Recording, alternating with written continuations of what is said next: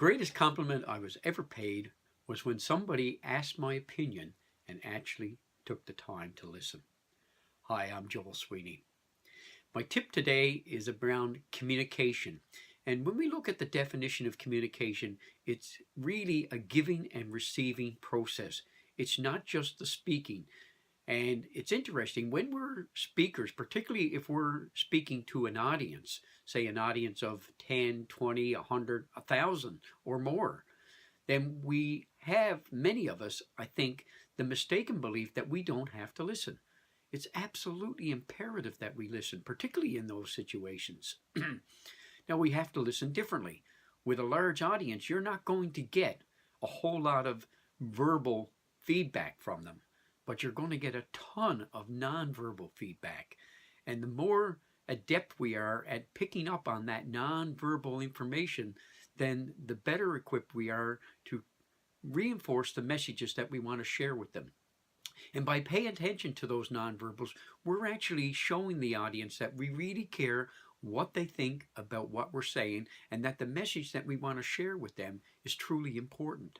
Now, if you're dealing with a one-on-one situation, it becomes even more imperative, because you're going to get your feedback through two mediums. You're going to get it orally and you're going to get it non-verbally. So it's really important that we dial into both of those.